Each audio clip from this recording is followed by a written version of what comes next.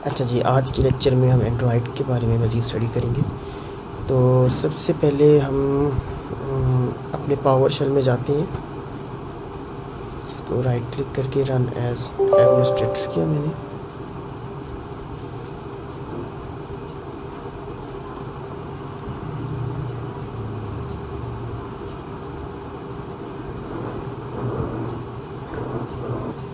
अच्छा जी, यहाँ पर हम अपने नोड का वर्जन चेक करते हैं। Node dash dash version press किया तो इसने मुझे 14.15 दिखाया। ठीक है,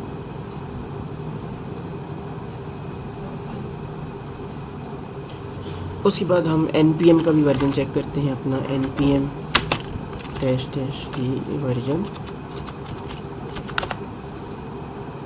तो ये हमारे पास 6.14 है। और अब हम चेक करेंगे अपना एक्सपो का वर्जन। ठीक है, expo dash dash version.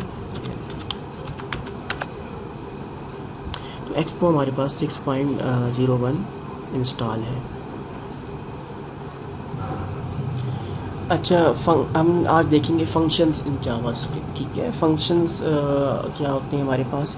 Functional programming के अंदर ऐसी टर्मिनोलॉजी है, ऐसी चीज़ है जो किसी टास्क परफॉर्म करने के लिए यूज़ की जाती है। ठीक है, जैसे अगर आपने कोई टास्क परफॉर्म करना हो तो आप उसकी जगह एक फ़ंक्शन को बना के उसको यूज़ करेंगे। ठीक है, फंक्शन हमें रीयूजेबिलिटी प्रोवाइड करता है। अगर आपने देखें एक टास्क है, बार बार परफॉर्म करना है। ठीक है, तो आप क्या करेंगे, एक ही दफ़ा उसको डिफ़ाइन कर देंगे, वो फंक्शन बना देंगे, फंक्शनैलिटी डिफ़ाइन कर देंगे, और आगे जाके उस फंक्शनैलिटी को यूज़ करना हो तो जस्ट उस फंक्शन को कॉल करेंगे। ठीक है, तो फंक्शंस हमारे पास जावा स्क्रिप्ट के अंदर दो तरह के होते हैं, एनोनिमस और इफ़ी फंक्शंस। मैं इसको ओपन करके आपको बता देता हूँ। नोटपैड भी ओपन कर लेते हैं साथ में। तो इसमें हमारे पास क्या होता है, सबसे पहले फंक्शंस हम देख रहे हैं।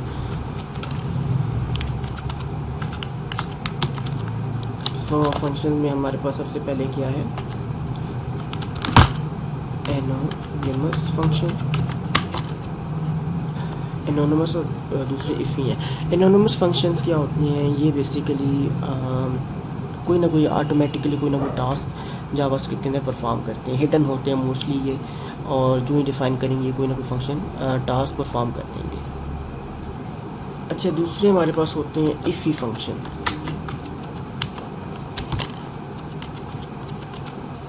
या फिर इसको हम कहते हैं इमीडिएट फंक्शन।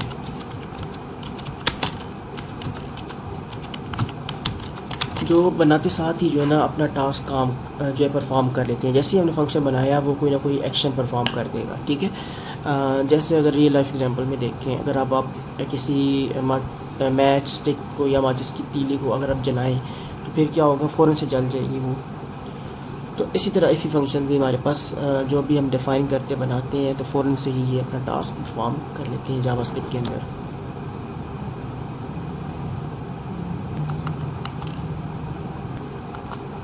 अच्छा, एक और हमारे पास होते हैं नेम्ड फंक्शन। ठीक है,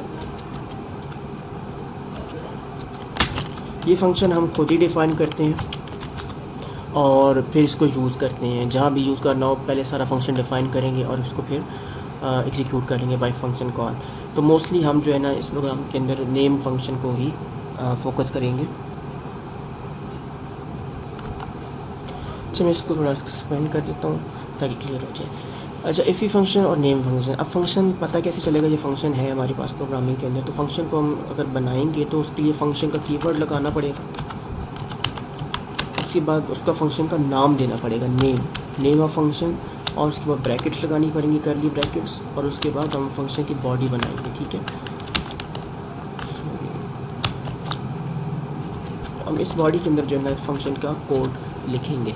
अब इसके अंदर जो चीज़ लिखी जाएगी वो फंक्शनैलिटी हो। ठीक है, और फंक्शन को जगह पर दोबारा हमने यूज़ करना हो तो बस क्या करना होगा, बस उसका नाम और ये ब्रैकेट्स लगा के इसको कॉल कर लेंगे जस्ट। ठीक है, तो ऐसे हमारा फंक्शन डिफ़ाइन हो जाएगा और उसका मैसेज यूज़ कर सकते हैं। ठीक है, ये हमारे पास नेम्ड फंक्शन है, इनको हमने खुद से डिफ़ाइन किया होगा, कोई नाम दिया है और उसको फिर कॉल किया है। अंदर हम पैरामीटर्स भी यूज़ करेंगे, वो हम लेटर ऑन देखेंगे पैरामीटर्स क्या चीज़ है। उसको हम स्किप करते हैं। ठीक है, इस तरह हमने इसको फंक्शन को डिफ़ाइन किया। ठीक है, मैं इसको थोड़ा सा कोड कम कर देता हूँ। उसके बाद नेक्स्ट है हमारे पास कुछ फंक्शन होते हैं एनोनिमस। ठीक है, एनोनिमस अब क्या होंगे फंक्शन, ऐसे फंक्शन जिनका कोई नाम नहीं होता। ठीक है, तो अगर कोई नाम ही नहीं होगा फंक्शन को, फिर फंक्शन कैसे काम करेगा? तो उसके लिए हम जस्ट सिंपली फंक्शन को कैसे बनाएंगे? तो फंक्शन बनाने के लिए हमें क्या करना पड़ेगा, करली ब्रैकेट्स होंगी हमारे पास, फिर इक्वल टू का साइन होगा, फिर ग्रेटर देन का साइन होगा, उसके बाद बॉडी ऑफ फंक्शन होगा। ठीक है, इस बॉडी ऑफ फंक्शन के अंदर आप सारा कुछ डिफाइन करेंगे और जो कुछ इसके अंदर लिखेंगे वो इमीडिएटली रन हो जाएगा, एग्जीक्यूट हो जाएगा। ठीक है, अच्छा जी, अभी हम पावर शेल में जाते हैं, इसको मैं क्लियर कर लेता हूँ। अच्छा, हम प्रोजेक्ट क्रिएट करते हैं और उसको अपने एक फ़ोल्डर में क्रिएट करेंगे। मैं फ़ोल्डर्स में जाता हूँ, यहाँ पे मैंने क्लिक किया और फोल्डर्स में इसमें जाके मैंने प्रोजेक्ट कहाँ क्रिएट किया था, डॉक्यूमेंट्स में जाएंगे हम। तो इसमें नहीं, इस वाले फोल्डर में जाता हूँ। यहाँ पर मैं एक और फोल्डर क्रिएट करूँगा, इसका नाम लिख दूँगा मैं माई प्रोजेक्ट्स। ठीक है, ऐसे मैंने फ़ोल्डर क्रिएट कर लिया। इस फोल्डर को मैं ओपन कर लेता हूँ। अब उसमें टर्मिनल में कैसे लेकर आऊँगा फ़ोल्डर को डायरेक्टरी चेंज करने के लिए? तो उसके लिए मैं इसके ऊपर क्लिक करूँगा। ये मेरे पास ओपन स्पेस है, इसके ऊपर मैंने क्लिक किया तो आपके पास पूरी डायरेक्टरी आ गई। ठीक है, इसकी लिस्ट आ गई। इसको मैंने यहाँ से कॉपी कर लिया, पावर शेल के अंदर मैं दोबारा गया और CD यानी चेंज डायरेक्टरी की कमांड डाली और कंट्रोल V से इस सारी एड्रेस को मैंने पेस्ट कर लिया और एंटर प्रेस कर दिया। अब मैं डायरेक्टली पावर शेल के थ्रू उस प्रोजेक्ट के अंदर चला गया हूँ। ठीक है, अच्छा, हम यहाँ पे मैं अगर अपना प्रोजेक्ट बनाना चाहूँ तो हमने लास्ट टाइम भी कमांड टाइप की थी, देखी थी क्या थी? प्रोजेक्ट बनाने के लिए एक्सपो इनिट INIT और प्रोजेक्ट का नाम मैं दे देता हूँ SH ऐप। ठीक है, ये मैंने इसको नाम दे दिया और एंटर प्रेस किया तो उसके बाद ये प्रोजेक्ट बनाना शुरू कर देगा अपना। ठीक है, हम इसका वेट कर लेते हैं कि अपना प्रोसेस कंप्लीट कर ले, फिर हम बैक पे आके इसको स्टार्ट करते हैं। अच्छा, उसके बाद ये हमारे पास यहाँ पर इस तरह से कुछ आ जाएगा। तो आपने देखा होगा यहाँ पे ब्लैंक लिखा हुआ है। ठीक है, ब्लैंक लिखे हैं, नीचे ब्लैंक है। उसके बाद हमारे पास यहाँ पे टैब्स हैं और मिनिमल, ये थोड़े एडवांस हैं, हम इसको छोड़ते हैं। फिलहाल ब्लैंक के ऊपर जाते हैं। हम ब्लैंक प्रोजेक्ट क्रिएट करना चाह रहे हैं। ठीक है, ब्लैंक बिल्कुल एम्प्टी जो है ऐप हम बनाना चाह रहे हैं। तो उसके लिए आप इसको यहाँ से चेंज भी कर सकते हैं। ठीक है, और keyboard arrows up and down से आप इसको चेंज कर सकते हैं। तो यहाँ पे मैं ब्लैंक सेलेक्ट करके और इंटर प्रेस कर दूँगा। अब ये जो है वो डाउनलोड करना शुरू करेगा एम्प्टी टेम्पलेट। अच्छा, ये सारा प्रोसेस करने के लिए आपको इंटरनेट से कनेक्ट होना मस्ट है, अदरवाइज़ ये फिर इसके लिए ना वो ये ऑनलाइन जो है वो डाउनलोडिंग करना पॉसिबल नहीं होगा। तो ये सारा प्रोसेस करने के लिए इंटरनेट जो है हमारे लिए मस्ट है। ठीक है, तो ये हम वेट कर लेते हैं जब तक ये अपना प्रोसेस कंप्लीट करता है। अच्छा, जब आप ये आपका एंड पे जब ये सारा प्रोसेस कंप्लीट हो जाएगा, आपके पास ऐसे यहाँ पर ये सारा कुछ आ जाएगा। ठीक है, ये डिपेंड करता है आपके इंटरनेट की स्पीड के ऊपर। मेरा हार्डली 3 से 4 मिनट के अंदर जो है ना वो ये सारा प्रोसेस कंप्लीट हुआ है। ये आसानी यानी कि ये सारी जो फाइल्स हैं उसको डाउनलोड करनी थी वो कर ली है। तो अब ये इसके बाद आपने क्या करना है, अब आप इस टर्मिनल को क्लोज़ कर लें, पावर शेल को, इसको अब हम क्लोज़ कर लेते हैं। और अब आप क्या करेंगे, VS कोड ओपन कर लेते हैं। ठीक है, VS कोड ओपन करते हैं। यहाँ से विजुअल स्टूडियो कोड को मैंने ओपन किया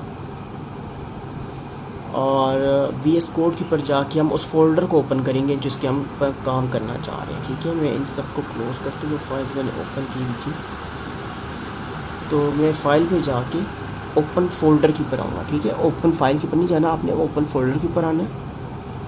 ठीक है, डॉक्यूमेंट्स के ऊपर मैंने आपने जो है वो पाथ देना है। ठीक है, मैंने यहाँ से पाथ सेलेक्ट किया, डॉक्यूमेंट्स में गया, यहाँ पर मैंने प्रोजेक्ट को सेलेक्ट किया था, माई प्रोजेक्ट का फोल्डर क्रिएट किया था। ठीक है, आपने इसको ओपन सेलेक्ट नहीं करना, बल्कि यहाँ पे SH ऐप के नाम से जो है ना फोल्डर आपने क्रिएट किया हुआ है, इसको आपने क्लिक करके यहाँ से सिलेक्ट कर लेना है। ठीक है, अब ये यहाँ पर जो है इसको ओपन कर लेगा और यहाँ पर आपको एक मैसेज आएगा, तो आपने इसको येस आई ट्रस्ट अदर्स के ऊपर क्लिक करना है। ठीक है, अब आपके पास ये वाला फ़ोल्डर जो है हमारे पास यहाँ पर ओपन हो गया। यहाँ पे हमारे पास डिफरेंट फाइल जो हैं इसने जो डाउनलोड की थी एक ब्लैंक ऐप की, वो सारी यहाँ पर हमारे पास आ गई हैं। ठीक है,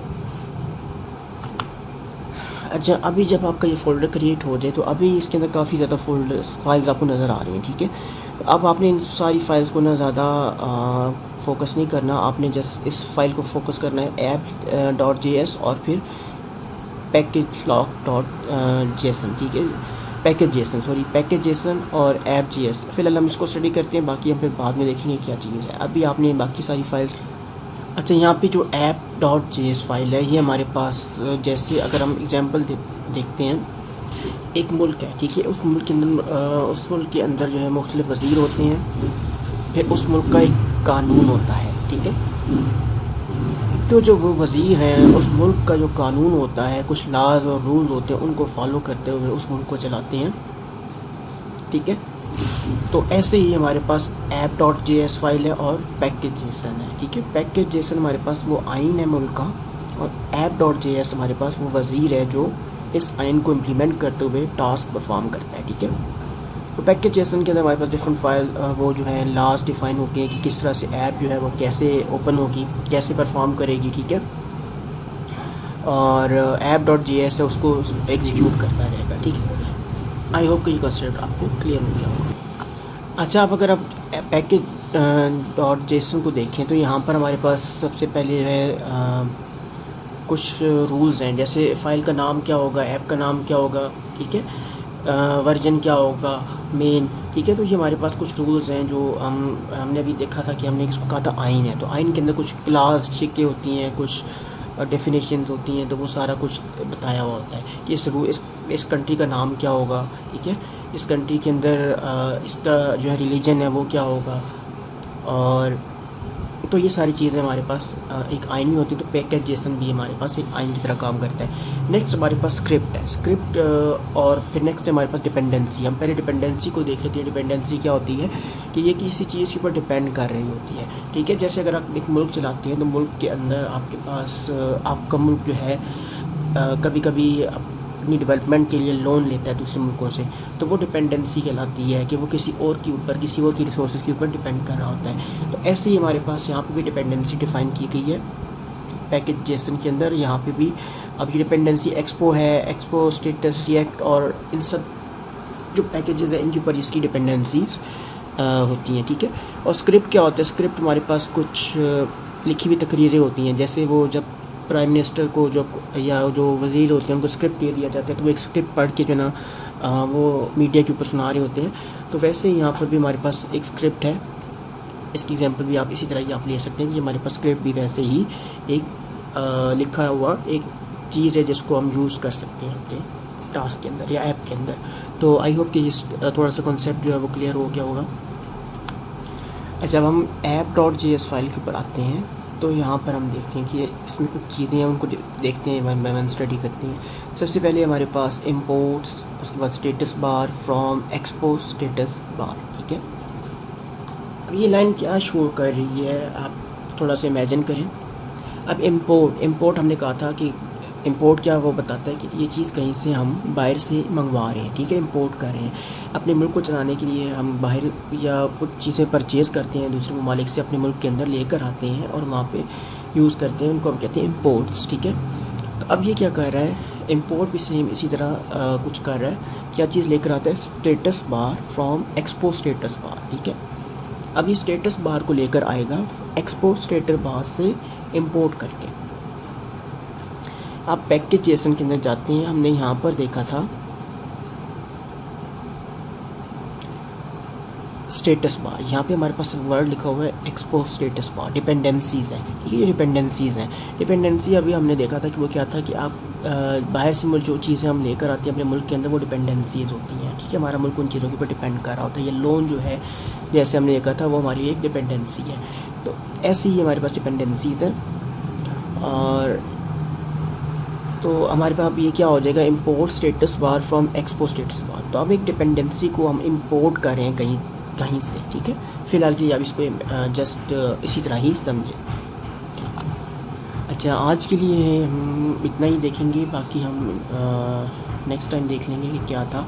हम नेक्स्ट टाइम एक जो है ऐप थोड़ा सा पढ़ेंगे उसको मज़ीद इसी को, ठीक है। तो आज के इतना ही काफ़ी है, बाकी हम नेक्स्ट लेक्चर के अंदर देखेंगे। Take care.